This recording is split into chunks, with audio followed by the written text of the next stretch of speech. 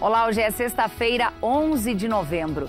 Na última entrevista da série sobre a luta contra a balança, nós vamos conversar com uma psicóloga sobre ansiedade e depressão e a interferência desses sinais no peso. Um resgate histórico do vestibular da UPF.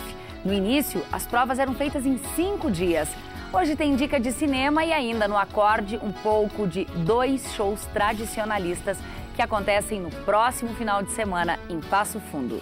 O canal de notícias está começando com essas e outras informações, então fique com a gente, porque aqui você encontra mais conteúdo.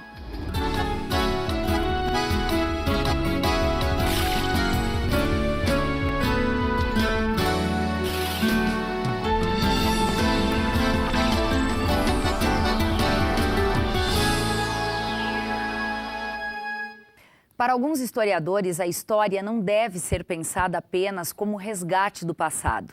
Ela é um referencial para que as pessoas possam redescobrir valores e experiências, reforçar vínculos, criar empatia com a trajetória e ainda refletir sobre as expectativas dos planos futuros.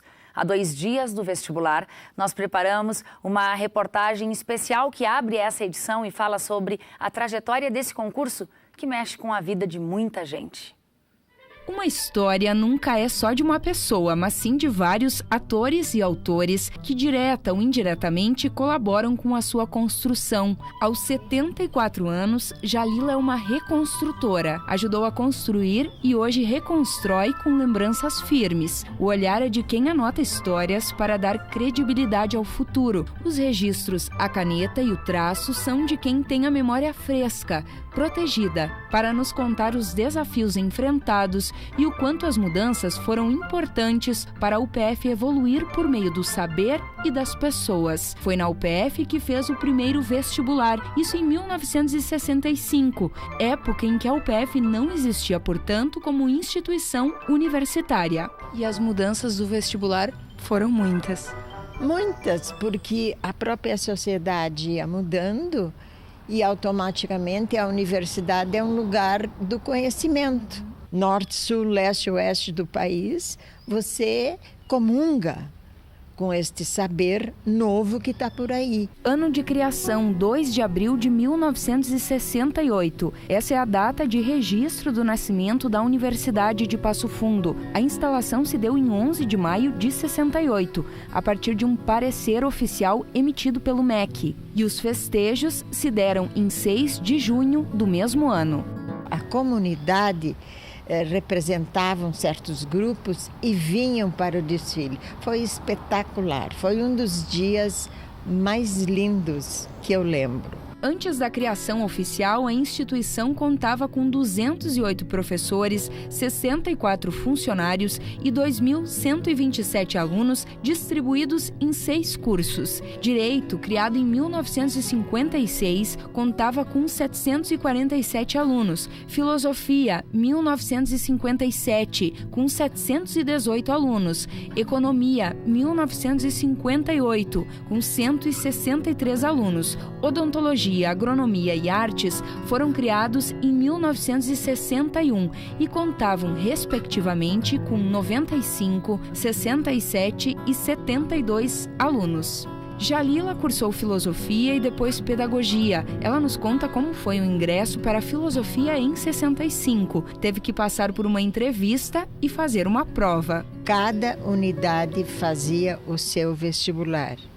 Ele era organizado através de uma entrevista obrigatória e também uma prova. Esta prova tanto poderia ser oral como escrita. Pela Lei 5.540, Lei da Reforma Universitária, instituída em 68 no país, todas as unidades tiveram que integrar o vestibular. O concurso do vestibular classificatório e unificado por áreas do conhecimento se deu em 1970. A partir de 1974, se adotou o vestibular único. Um evento que os comunicadores Ivandro e Evandro lembram bem. Os dois viveram a efervescência das coberturas dos vestibulares da UPF nos anos 80 e 90. Nessa época, ele durava 3 dias. Os comunicadores ficavam em estruturas de barracas como essa da foto, que eram montadas no campus para transmissão ao vivo.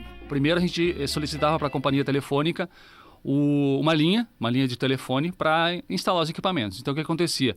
Esse técnico da companhia telefônica ia no estúdio da rádio e, de certa forma, puxava um fio até aqui o campus da UPF, né? A gente vinha uns dias antes, instalava a barraca da emissora, né? Literalmente uma barraca, a gente colocava ali para ficar o equipamento ali dentro. 20 graus, estamos começando a programação do Conexão Pop. Essa é a Rádio UPF, Frequência Inteligente. As emissoras montavam QGs, os cursinhos montavam QGs, a equipe técnica da rádio, por ser uma instalação analógica, diferentemente nos dias de hoje, né? Chegava 2 horas antes. Então, o vestibular começava de manhã às 8 horas. Às 6 horas da manhã já tinha a equipe técnica fazendo teste de som com o estúdio para podermos iniciar as transmissões. Entre os assuntos mais discutidos está a redação do vestibular. E a professora Cláudia se envolve com esse processo há aproximadamente 15 anos. Então, eu trabalho com a avaliação geral desses 60 avaliadores e eu tenho 4 colegas que são coordenadores dos grupos. De acordo com a professora Cláudia, os temas da redação da UPF atendem a alguns critérios. E como se pede para ele trabalhar como ponto de vista e se colocar diante disso, o tema polêmico facilita, não é? E o outro tema é um tema informativo. Foi isso que aconteceu com o vestibular. Foi um evento, e é um evento muito importante para a Universidade e região. E como diz aquele ditado, é importante ouvirmos a voz da experiência. E eu tenho o maior orgulho de ter sido 41 anos funcionária desta casa. A universidade, para mim, é um sopro no seu nascimento, um sopro de alegria, de vivência. Bom, e a UPF realiza mais um vestibular de verão neste fim de semana. E neste ano com uma novidade. É pela primeira vez a universidade faz um vestibular no domingo. Bom, a gente prepara também mais uma cobertura especial. A Kelly Flores já está no nosso estúdio montado para essa cobertura. Kelly.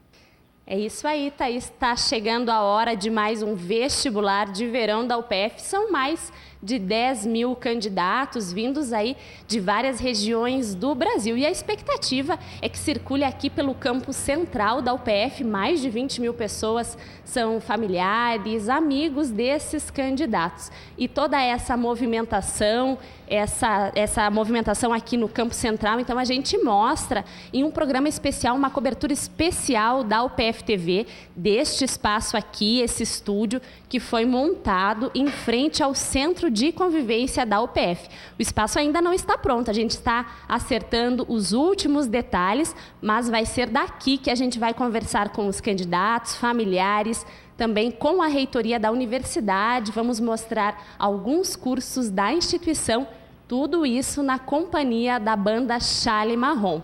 Agora a gente volta para o estúdio e daqui a pouquinho tem mais informação dessa cobertura especial do vestibular de verão da UPF.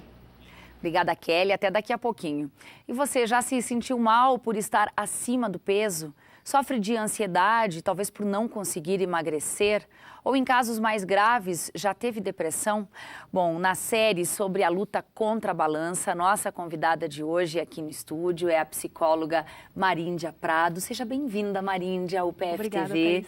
A gente quer entender se estar acima do peso pode gerar ansiedade e depressão, mas antes disso, a ansiedade ou a depressão podem fazer com que a gente aumente de peso, Maríndia? Sim, Thaís. Sim. Então, a obesidade, ela é multifatorial, né? E um dos fatores da obesidade é o fator psicológico, né? Que vai atuar na pessoa como, por exemplo, assim, uma baixa autoestima, como até mesmo uma possível depressão. Então, atuando a psicoterapia com o comportamento alimentar, com a reeducação alimentar, o que acontece? A psicoterapia ela vai atuar ajudando a identificar as feridas emocionais que essa pessoa possa vir a ter que geram ansiedade.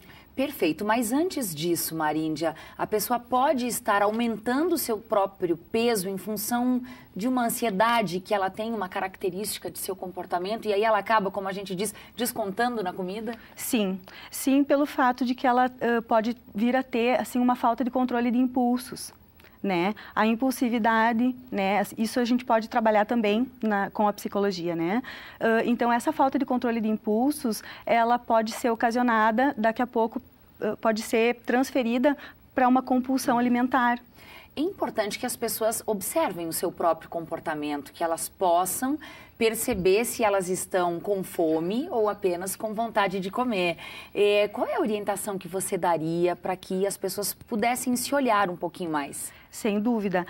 Na verdade, quando a pessoa vem me procurar na psicoterapia em função do comportamento alimentar, é importante salientar que o que a psicoterapia vai fazer? Ela vai auxiliar no desenrolar assim, do processo terapêutico. Ela vai sentir, ela vai ter um autoconhecimento, ela vai se conhecer, ela vai saber que pode ter... Ela vai desenvolver...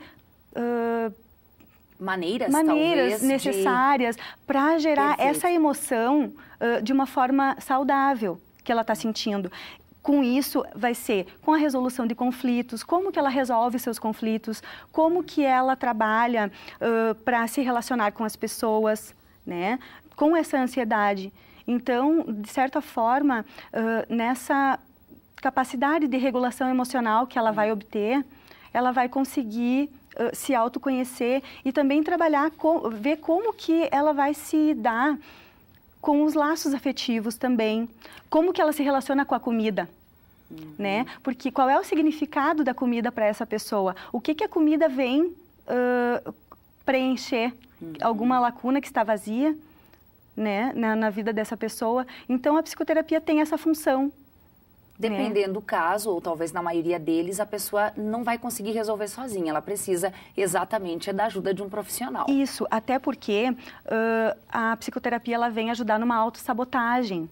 Porque a gente desenvolve, as pessoas têm, o ser humano, né, desenvolve pensamentos negativos que atua nessa autossabotagem e que daí pode ocasionar uma compulsão alimentar. Se conhecer melhor, controlar os impulsos, são aí talvez o ponto de partida, né? Maríndia, muito obrigada pelas informações e um bom fim de semana para você. Imagina, eu que agradeço. Obrigada. Bom, a gente vai falar depois do intervalo sobre vestibular, é claro, daqui a pouquinho a Kelly está de volta e também vamos falar sobre a música gaúcha tradicionalista, depois do intervalo.